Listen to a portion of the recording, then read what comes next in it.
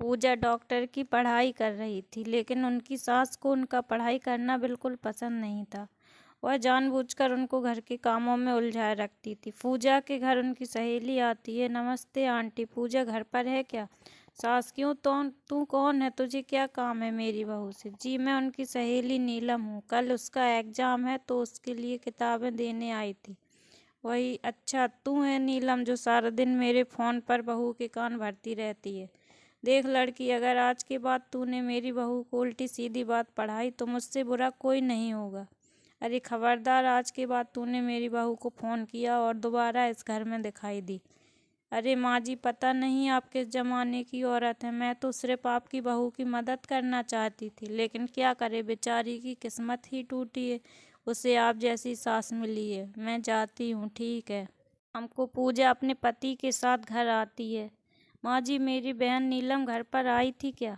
माँ जी बोली, अरे बड़ी बदतमीज है, तेरी सहेली औरतों से बात करने का ढंग भी नहीं है।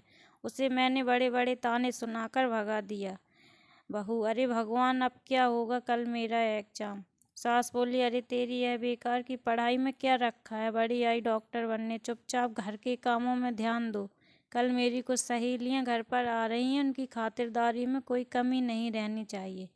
पूजा मुंह फुलाकर वहां से चली जाती है। अगले दिन का पूरा समय पूजा की सास की सहेलियों के साथ खातिरदारी में और घर के काम में बीत जाता है, और पूजा एग्जाम नहीं दे पाती। उस रात पूजा अपने पति को सारी बात बताती है। रामू, अब क्या बोलूँ, यह माँ भी ना कोई बात नहीं है, और तुम अपना मुँह ठीक कर लो, अगली बार अच्छे से पढ़ाई करना। कुछ दिनों के बाद बाहर से आवाज़ आती है, अरे कुसुम बहन, घर में कुसुम। क्या हुआ भारती, तुम इस तरह लंगड़ा क्यों रही हो? भारती, अरे क्या बताऊं बहन, सीढ़ियाँ उतरते वक्त मेरा पैर फिसल गया और मेरे पैर में सूजन आ गई, इसलिए तेरी बहू से दवा पानी कराने आई हूँ। मुझे यह समझ में नहीं आता, लोग छोटी छोटी बातों को लेकर डॉक्टर के पास क्यों जाते हैं। अगर तेरा पैर मुड़ गया, बस अभी ले, तेरे पैर को मैं ठीक कर देती हूँ। कुसुम भारती का पैर पकड़कर जोर से खींचती है। भारती, मर गई रे, ऐसा बोलकर चीखती है। कुसुम, अरे क्या हुआ, आराम मिला?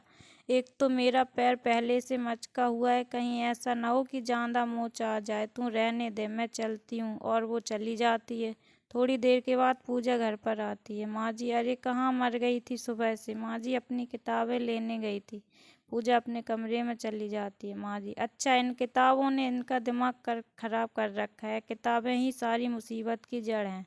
थोड़ी देर में वहाँ पेपर पस्ती लेने वाला आता है और चिल्लाता हुआ गुजर रहा था। सास ने बहू की सारी किताबें पेपर वालों को दे दी। पूजा को जब इस बात का पता चलता है तो वह बहुत दुखी होती है और अपनी पढ़ाई पूरी करने के लिए लाइब्रेरी में पढ़ने के लिए जाने लगती है। कुछ दिनों के बाद सास कहती है, अरे मर गई रे बाप, बहुत दर्द हो रहा है, चीखने लगती है। बेटा क्या हुआ माँ, तुम्हारी तबीयत बिगड़ रही है? वह बंगाली बाबा की दवाई नहीं लाई? ठगी है, वह खुद का उपचार नहीं कर सकता, मेरा क्या करेगा?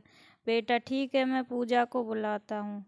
रामू, माँ की तबीयत ठीक नहीं है, जल्दी घर पर आ जाओ। जी मैं अभी आती हूँ। थोड़ी देर के बाद पूजा घर पर पहुँच जाती है। पूजा, फिक्र न करो माँ जी, मुझे एक बार चेकअप करने दीजिए, सब ठीक हो जाएगा। माँ, अच्छा ठीक है बहू, जैसी तेरी मर्जी, ठीक हो जाओगी आप। अगर थोड़े दिन गुजर जाते हैं, इन्फेक्शन ज़्यादा फैल जाता तो लेने के देने पड़ जाते। अपनी सास को एक इंजेक्शन लगा देती है और कुछ कुछ दवाइयाँ खाने के लिए देती है। अब आप एकदम ठीक हो जाओगी। कुछ दिनों के बाद सास पूरी तरह ठीक हो जाती है। अपनी बहू के साथ किए बुरे बर्ताव को सास को बहुत पछतावा होता है। वह अपनी गलती का पश्चाताप करने के लिए बहू से माफ़ी मांगती है। वीडियो अच्छा लगा हो तो लाइक करें। Thank for watching.